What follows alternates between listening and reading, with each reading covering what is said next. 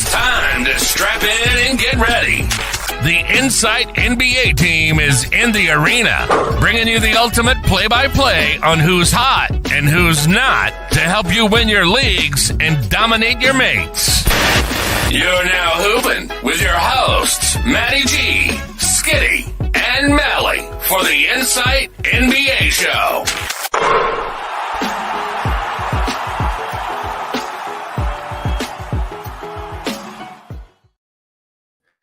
G'day everyone and welcome to Inside Fantasy Sports. I'm your host Matty G, and joining me from FBI Basketball International is Adam King from the Balls Deep podcast. How you doing, mate? Good, mate. Thanks for having me on. Always, as I say, always nice to do an evening podcast. It's lovely. It's nice. It's nice. Do you have a beverage with you in hand this evening? I do. What are you drinking? What's on? I have a Bilson's alcoholic ginger beer. Oh, they're fantastic. They are absolutely fantastic. I love the Bilsons. They're one of my faves. Hey, look, did you enjoy the Olympics? You said beforehand, like we did chat, you were absolutely primed for a massive Olympic Games. Did you enjoy the Games of Paris? I did. I'm enjoying them being over though, because I now get to sleep normal hours again. It's been a long 2.5 weeks. Disrupted sleep, getting up at 2 a.m, then 4, then but no, overall, I thought they were good. I mean, Australia did really well. I enjoyed, as I always do, just enjoyed watching other sports that I don't normally get to see. Really got into the sports climbing or the rock climbing. That was amazing. That was a lot of fun. What else? I love the weightlifting. Watching that, and always then good. Basketball, athletics, diving, little bit of the shooting. So yeah, I just like watching everything. So, but it's done. It's good. We can focus on NBA again. Talking about NBA, we're obviously here to talk about NBA and what we've picked up from the games and how it translates for fantasy. And look, obviously, we're all talking about one player after that final. Gershon, obviously the man. We're all looking forward to drafting this season. Yabusele. This was an absolute moment, but obviously not fantasy relevant. That was absolutely huge for the Frenchman, wasn't it? One of the highlights of the games. It was pretty spectacular. I think part of it was LeBron taking a little bit of a fall there when it wasn't necessary. But yes, look, absolutely a career highlight for Yabusele, and it was a shame that they couldn't win the game, but it was. Maybe it was personal bias. If it wasn't going to be Australia, I really wanted the USA to get there. I just think watching that level of talent was just incredible to watch. It was what you wish the All-Star game could be like. Yeah, it's like that was just watching pure All-Stars go absolutely hammer and tongs. Obviously, leading it was Captain America, LeBron James. Last year, he was ranked 13th overall in the rankings. Had a huge one. It was obviously the MVP of the Olympics. He got that medal. He got to raise that up there. Mm-hmm. Are we still looking at him in second round value for this season, or do you just think that recency bias is hyped and he will drop again in drafts? I don't think the Olympic hype will really impact LeBron, because I think everyone knows how good he is per game. So I don't think that has ever come into question. It's more about injury, load management, age, all of that stuff. And that is still there. That's still something that we need to consider. Yes, look, he'll probably be a top 20 player per game. Would you draft him there? I wouldn't. I'd take him in the third round. Where is he going to go? I mean, it's early. I'm going to pull up our ADP data, so I've got it on hand. So and we've got our first lookers. Maybe I do a cheeky screen share. I don't think I should do a cheeky screen share because you've got to jump onto the Patreon. We've just got our first round of the big draft boards out. So there's 4 analysts from Insight. We've got myself, we've got Matrix, we've got Mally, we've got Skitty, and of course myself. And what we've done is we've actually put together our draft rankings. Maybe I'll send it over to you, Kingy. You'll love it. We also have a consensus mock board with where these guys are going across the way. And look, LeBron James, it's all over the place for us. Again, like some think him second round, some think he's third round value, but the guy just returned almost first round value depending on where you look last year. If you're getting him early, you're jumping, but you kind of want to see if you can get him late second round. early third, and it's kind of a nice little pickup. I had him at 20. Mally had him at 19, Skitty at 28, and Matrix at 23 in early draft boards for where he could be going right now. So whereabouts is your ADP data there? So our ADP data has him at about 25. So basically where we're talking about. So yeah, look, I think I'd probably be okay late second round. I'd like to try and get him slightly later in that 27, 28 range. But yeah, look, there might be someone in your league who did watch the Olympics and just thought, hey man, this guy is not a spent force yet. Yes. So when is yet ever coming? It might never be. So yeah, look, I think that sort of on the turn, second, third round is probably where you're going to have to grab him. Yeah, 100%. If you can get him third round and he just drops down there, you're fine. Talking about guys who dropped in value, last season was, we could say, let's say it was an off year for Steph Curry. People were always putting a first round pick. If you were drafting around 6 or 7 or 8, you were putting a first round pick around there into him and okay with it. Not a great year for Steph last year. Obviously a phenomenal last couple of games. Not a great early Olympics. Finished last year at 16. Can we expect a bounce back Steph in the first round this year? Ooh, well, our ADP has him bang on there, 16. So could we expect? Look, I don't think it's out of the question. I think he could be a first rounder. Will he be a first rounder? I wouldn't count on it, but I mean, as we've been talking about drafts and stuff for the last few weeks now, and I think if you look at the back end of that first round from sort of pick 7, pick 8 through to what if we go, like even through to almost pick 20, you could make a case for all of those guys being first rounders. And Steph Curry is in that discussion. So I think he could be. I think he's going to have to do more without Clay there. They're just going to, I mean, he's literally the only person who can score on that team unless Wiggins somehow turns it around. But and Kuminga makes the leap that people are expecting in drafts already. That's like one of the hot sleepers or the flyers to take, I guess, is Jonathan Kuminga is the one who's getting the early talk about. So you're going to hear a lot of hype train. We talked about Olympics hype train. Well, I guess when you talk Golden State, you can talk Steph, and who else? It's Kuminga's getting a bit of a nod as well. Yeah, I think it is. I think it has to be. Podziemski, he'll play, but he's not a big scorer. Melton, not a big scorer. Buddy Hield, I guess, is someone that we have seen score in the past, but he's not typically a really high volume scorer, like 25 points or anything like that. He might get up to 17 or 18, but it's going to have to be Steph. So as long as he's healthy, we did see his shooting start to drop off a little bit last season. He had a couple of games where he didn't hit a 3, which was unheard of in the sort of almost decade before that. So might have been a couple of cracks in the armor there, but I certainly think if you could get him middle of the second round, there's first round upside. Look, it's also, I'm going to just say it could be buyer beware. Like we've seen aging point guards again. We dropped off. We did a show last year on a Thursday. It's about who do we take at this point now? And it was like looking at Steph and do we take him? And it was like when little point guards get injured or they take a long time, they get these flashes. And we saw in the Olympics, the last couple of games, the recency bias is your semifinals and the gold game where he was lights out incredible. But can we trust that the whole way? We're not entirely sure. It's always been the case with him. Wemby, though, just Wemby. I'm not calling him Wembanyama. Look, absolutely massive showing from him. Ranked 6 last year, widely regarded in ADP data early as the number 1 pick. And this is the scariest thing at all. I'm learning and I'm worried for the opponents in the next couple of years. When asked if he meant FIBA opponents or the NBA, Victor just said everywhere. The hunger is real with this bloke, Kingy. It is. Look, he's. I mean, the discussion is there and warranted between him and Nikola Jokic for that number 1 pick, and I think you can make an argument for either. There's pros and cons to both of them. Wemby for me is number 1, and I get that a lot of his value is tied up in one category, and that being blocks.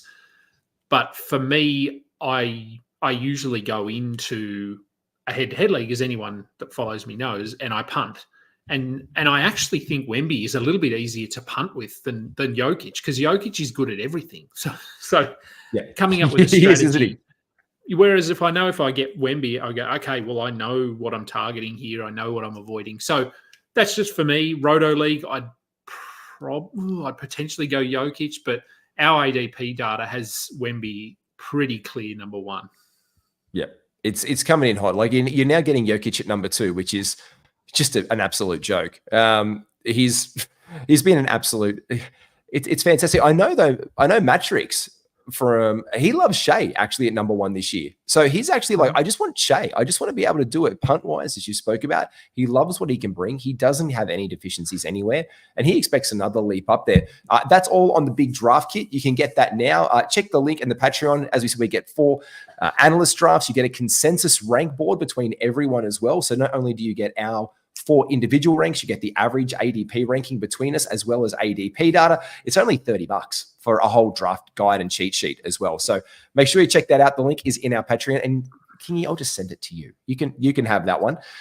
Where are you drafting Bogdan Bogdanovic? Talk about the Olympics. This bloke from Serbia, ranked 79 last year, had to step up and do a lot in Atlanta. Where does the dial go with him? Richard Shea arriving in town, DeJounte Murray going out. Does he start in Atlanta? Yeah, look, it's a good question. So ADP, we have him at 95. So that feels about right around that pick 100. He was really good in the world. I want to say was it the World Cup that they did really well in, and he played really well without Jokic and sort of came into the season. And I mean, we always look at these international tournaments and you have to look at them through a different lens because the rules are different and the style of play is different. But he carried that through. I thought last year he was really good for the Hawks, whether it was coming off the bench or starting. What is his role? Well, there's another guy that we're potentially going to talk about who has to be factored into that discussion of who starts in Atlanta. Is he Australian? I can skip there now. Is he Australian? Are we talking about that? Are we talking about this guy? We are talking about this guy. So Dyson Daniels, I think it's one of those two that starts. I think it'll be Dyson or Bogdan. For me, and I mean, this is potentially just a bit of an Australian bias. I hope it's Dyson who starts, but I actually think he's a better fit alongside Trey. I agree. And I think I just think they need scoring off the bench, and that's what Bogdanovic does. He can score quickly. He's an elite 3-point shooter. I just think he makes sense as a 6th man, whereas Dyson Daniels playing in that starting lineup doesn't need to score as much. He can help Trey on the defensive end. He should get plenty of good looks. And I mean, I thought offensively he looked okay in the Olympics and in the warm-up tournament. But whether it was shooting more comfortable. Three, he looked more comfortable in the warm-up tournament. You can still see when the stakes were higher, though, there was some hesitancy. He wanted to cut to the basket more than take those threes or take a potential for a contested three. But this is what Trey also enables, much like Patty Mills, can drive and kick, can just go in, play the floater game. I mean, look, Trey Young is one of the best floater games in the NBA. So he can work off that really well. But kind of if you've got Trey Young, you do need someone up the top to play that lockdown defense because you're not getting that from Trey Young. And you bang on the money, King. That's what Dyson Daniels does. Yeah, and I really hope he does it. And Bogdan does not do that. He's not a lockdown defender. And so personally, I really hope that it's Dyson. And so I think Bogdanovic, you're probably targeting him around pick 100 because whether he's starting or coming off the bench, he's going to play 30 minutes a night. He's going to get you 18 points, 17 points, 3 assists. So he'll do his thing. Dyson is really the variable there. And I think our ADP, he's slowly creeping up in ADP. So he was at about 160 in our first run. He's now at 150. So I think if you're drafting now, you can still get him in the last round, second last round. Once we have him at 140. We have him at 147 right now. Okay. So he's crept up in ours between the three of us in our consensus board to take 147 right now. And Okay. Bogdan Bogdanovic is taking 98 in our Insight Analyst big draft board. So it's bang on the money where we can expect to take these guys, and early, I guess you could say early ADP data from drafts is starting to indicate for them as well. I know another white European. Let's talk about white European blokes while we're here. Where we're over in Europe right now, Franz Wagner. This guy had an absolutely fantastic run. He did. He. I thought of probably of all the guys that we're discussing. I mean, obviously Wemby was great, but he didn't really impact his fantasy value. He was going number one, whether he had a good tournament or not. I thought Franz looked great. I thought he took on a leadership role. He really established himself as their go-to scorer. He took some of the ball handling off of Dennis Schroeder, and look, I just think the Magic as a whole are really trending in the right direction. I think Wagner should be in for a good year. I think Paolo Banchero is sort of set to break out this season. I'm not sure about their center spot. That's probably their weak link at the moment. They have three centers, but none of them are great. They all do their own thing, but I think they'd give up all three of them to get a more consistent center option. But look, I think Franz was fantastic, and he's so what have you got that he was there last year, like 60 or something? Did it say? He finished at 61. So he finished at 61 last year on hashtag on their ranking overall. In our one, I can tell you. Look, I'm doing the deep dive. I'm using the board. I can tell you now that we've got him at 53.25. So 57 for Matrix, 47 for Skitty, 49 for Mally, and I've got him at 60 for me because I'm still around about the same. I think KCP arrival does something. And Mally, shout out to Mally as well for his draft board. He sent some notes over for the show because he's hyped. He couldn't make it with us tonight to join us for this one. But he said he was 6th in points, 15th in rebounds, 27th in blocks, and 1st in steals at the Olympic tournament, Franz. Mm-hmm. But he did make less threes than every other German starter. That's every other German starter, including his brother, which is the curse from last season. It just wasn't lifted for this bloke. He's the clear next option behind Paolo. Like you said, like Paolo's going to have a breakout and he's the star. Currently, Yahoo have him at 44th. Our Insight and ADP is about 53. But I just don't think you can bite on the hype of him as much so just because he cares more about Germany than Florida. So he's obviously going to put it on the line. I agree. I think he's probably one of the guys, for anyone that was watching the Olympics, he could be overhyped a little bit and start to go too early. I still think that he doesn't have top 20 upside or anything like that. So I'd be our ADP has him at 52. That's probably about right. I think sort of you want to try and get him around 50 a little bit later if possible, but he's not really going to fall. I don't think much beyond that. But I wouldn't want to be reaching up into the 3rd round, maybe late 4th at best. If he falls into your 5th round, you're kind of like sitting there. You're tempted to at that point. If there's any reason he's at the end of your 5th round, it's kind of where you start to swoop. Or beginning of 6, he's pretty much an automatic take by this point. His teammate though. Shout out to Matrix, who loves to say, Dennis Schroeder owner. Do you fancy being a Dennis Schroeder owner? Last year, he finished as the 132nd ranked player in fantasy, the 2nd best player overall in the German side. Look, when Germany succeeds, he's playing incredibly well. He didn't have a great game against France. They lost. They went out. But he can be a great late source of points, assists, free throw percentage, but buyer beware on that field goal percentage still every time. And he's still late pickup, isn't he, Kingy, still? He is. Just bringing up. Yeah, so his ADP is 141. I don't think I'd draft him. I think there is a question here of whether Ben Simmons plays. I think we haven't heard. I mean, we're sort of seeing video. We see them every year. But if Ben Simmons... Him shooting threes? Ben Simmons healthy? Shooting threes? Ben Simmons shooting threes. We see it every August. Every year. Yeah, where does Schroeder sort of fit in their long-term plans? I don't really think he does. Cam Thomas is going to be taking 400 shots a game. They've still got Cam Johnson there, who's probably looking for a bit of a bounce back. Noah Clowney, I thought was really good to end last year. He might start at the 4 alongside Claxton. And then is it Simmons who starts or is it Schroeder? I think they'd probably rather start Simmons just to see what they've got with him. But yeah, I don't know. But Schroeder for me, last round, maybe. You just take him because, as you said, he can get you some points and assists if he's playing 30 minutes a night, but he's not that exciting. He's not exciting. He's one of the guys, again, you stick on your team and you're like, oh, you're still in a relationship with Dennis Schroeder. Weren't you still drafting him 10 years ago? Yeah. How's it working out? Yeah, it's okay. Won a couple of leagues. Like, there's nothing really serious. Are you committed to him? Yeah, I know. It's kind of an open Schroeder relationship. Very German of him. Also flag bearer. So well done to flag bearer.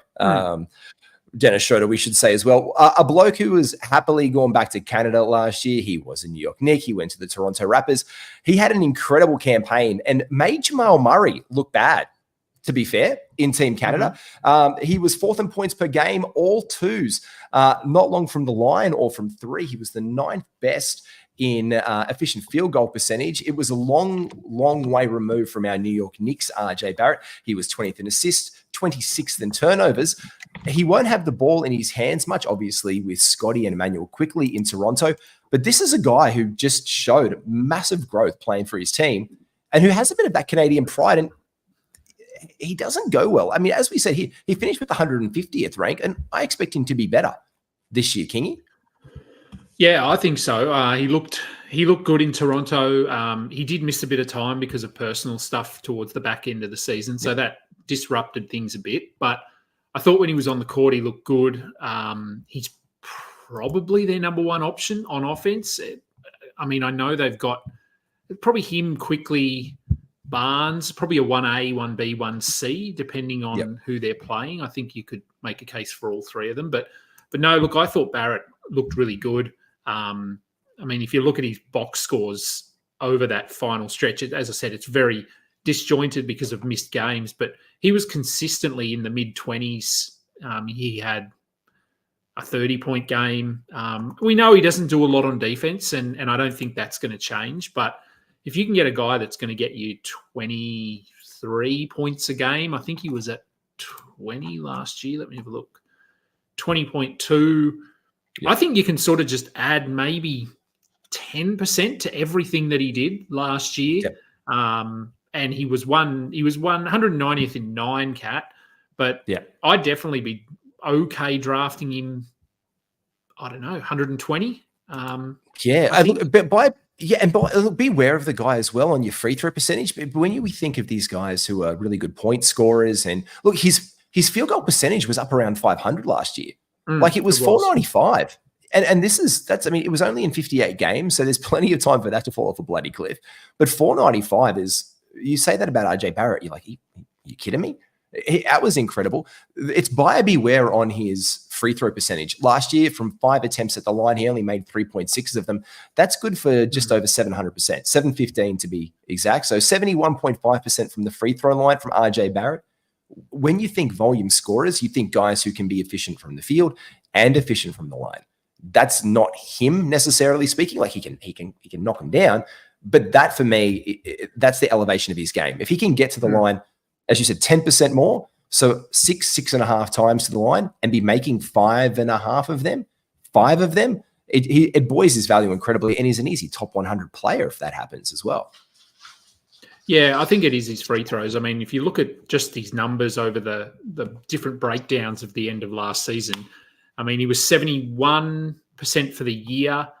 Over the final week, he was at almost 85%. But then over the last 2 months, he was 61%. It's wildly inconsistent. Yeah. So I think it appears as though he's figured out the field goal thing. He's, as you said, he was at 49.5%, that's great. You take that any day of the week. 100%. So if he can get those free throws up to 76, 77, I think that probably bumps him up comfortably inside the top 150 and then probably top 100 upside if he can maintain that. And I don't know, he's one of those guys who in theory should be able to hit his free throws. I don't know Why he can't. Yeah. Neither do I. And the thing is, that's one of the things that limits his game. And when you look over his game and you look at the limitations last year in Toronto, they're there. Like, he doesn't pass the ball much. That's not his thing. He is the receiver of the ball and has to score. It's like, oh, here, RJ, just go and score some buckets. But he actually averaged 3.3 last year. He averaged 5.4 rebounds. Those are all decent numbers. In fact, the only thing that really hurt him when you look at his strengths and weaknesses was his free throw percentage. His steals were down under 1. If you can get that to 1, great. And his turnovers were at 2.2. But in a punt turnovers build, which, let's be honest, a lot of us do, just incredible value there. I guess our last question that we'll finish on before we head off, Kingy, as we said, this is a 30-minute pod. 30 minutes and your podcast is free.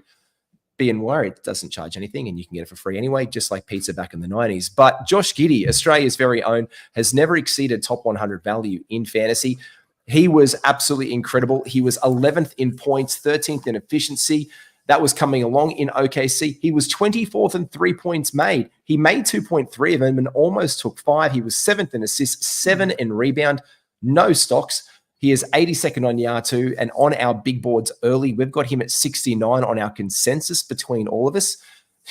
69. But that is the story of Josh Giddey this year. He is trending in the right fantasy direction. Are you buying on Giddey? I'm buying at a certain point, so it would depend where. Where am I? If I'm a bank manager, how much Josh Giddey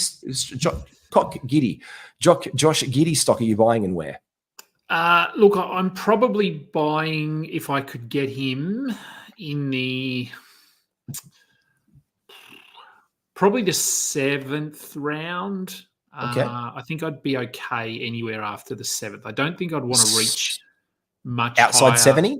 So outside, I think, he's I think beyond 70, I'd be okay getting him. You're right. He did look better in terms of perimeter scoring in the Olympics, but it's the Olympics.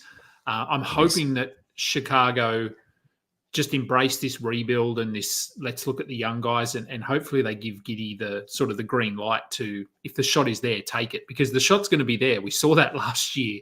Defenses are willing to give him that shot at the moment. So if he can start knocking that down, we know he can get to the basket. We know he can score in and around the basket. So for me, it's that confidence carrying through to the NBA season. But then, I mean, I'd like to see him do something defensively. And I actually thought he was okay defensively in the Olympics. Some deflections don't always translate to fantasy value, but I thought he looked okay. And so for me, it's 3-pointers and defensive stuff. And so I think sort of weighing all of that up, I'd be okay. Yeah, pick 70, pick 80 would be better, but anywhere in that sort of 7th round for me, I think. And me too. And guys are going to bite on him early. So watch him going in your leagues and watch who's like taking your homer picks for Chicago, because the new homer thing moving from OKC, Chicago, a lot of fans, a lot of guys like to take him early. We've seen that in the past historically as well in drafts. So keep your eyes on where Giddey goes. What is coming up for you, Kingy? What's in the pipeline? What's in the pipeline? So we've got the analyst interview series is just sort of churning out now. We've started, I think I've recorded all of them now. So yours is actually coming out this Wednesday, Thursday. So we recorded that a while ago now, but a couple weeks back. That'll come out this week. So we've got I think we've done 6. So there's another 14 of those. Still quite a few to go. And then, look, I'd say probably in the next 2 to 3 weeks, we'll start ramping up the regular content, regular shows. We'll get back to doing our regular Thursday night drinking session / show. Look, I think we've got the Yahoo stuff to talk about. I'm going to have Dan Titus on my show later this week, as are you, just to chat about the Yahoo ranks. And then we'll sort of be borderline September, and that's when we're really into draft season. Well, mate, I will see you very, very soon. We have shows coming out. Our Team previews start tomorrow with the Atlanta Hawks with Skiddy and I. We've got Dan Titus coming up to talk all things Yahoo. And the NRL boys are cracking on right now. Thanks very much to our sponsors, the Standard Squeeze. Use promo code IFS15 for 15% off all your gear. Kingy, thank you. Good night from us at Fantasy NBA Land in Insight NBA. You can catch the NRL guys right now.